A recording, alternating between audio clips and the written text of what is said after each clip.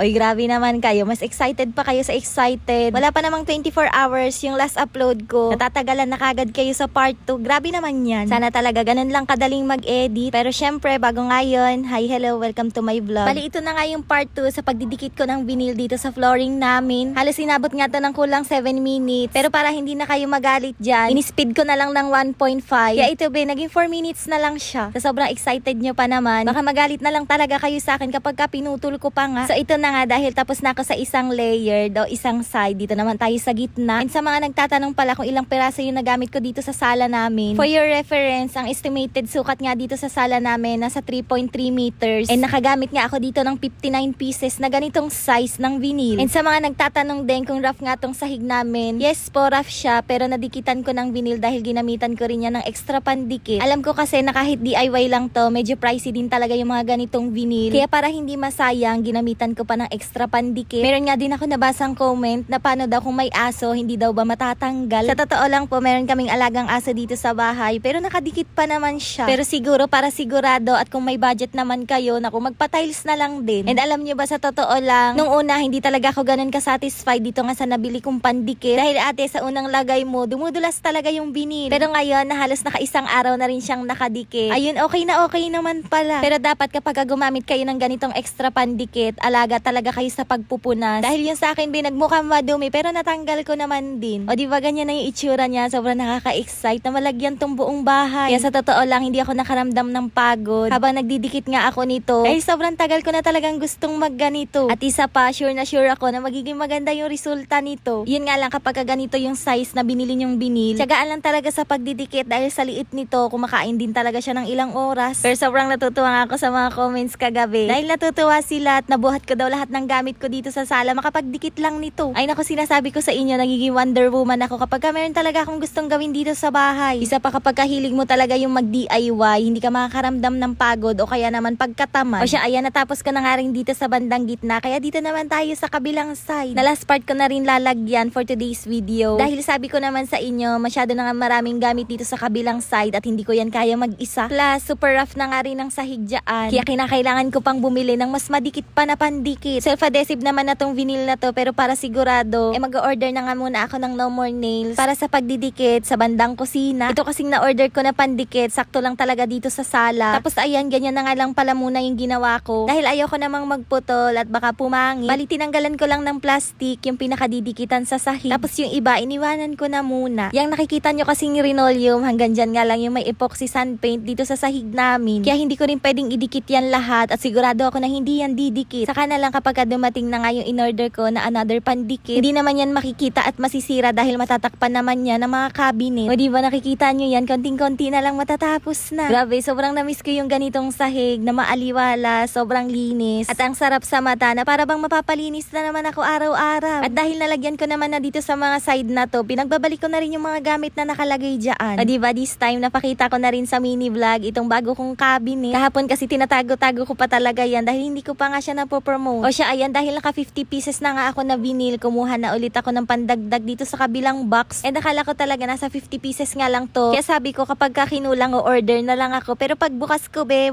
pieces pala siya. Shinore talaga na buong bahay malalagyan. Kaya naman salamat po. Ito naman sa banda na to, kapag nagdidikit ako ng vinyl, dinidiretso ko na nga rin sa ilalim ng linoleum yung sumusobrang mga vinyl. Tapos ang ginawa ko para mabilis nang matapos, lagay na lang ako ng lagay ng glue tsaka vinyl. Hindi ko na muna pinupunasan dahil naisip ko na imamap ko na nga lang kapag natapos na ako. At yun ang wag na wag nyong gagayahin dahil sobrang bilis matuyo ng pandikit kapag nasa ibabaw ng vinyl. Pero minsan hindi naman maiiwasan na kapag inapakan mo, meron pa lalabas na mga extra pandikit. At pag ganon, kering-keri naman siyang tanggalin ng alcohol. O siya, ito na nga yung final look na talaga namang kinaabang-abangan nyo. O diba, grabe, sobrang namiss ko yung ganito. Na para bang gusto ko na namang ulit magpintura dito sa bahay ng kulay puti. O siya, siguro naman satisfied na kayo sa mini vlog ko ngayon.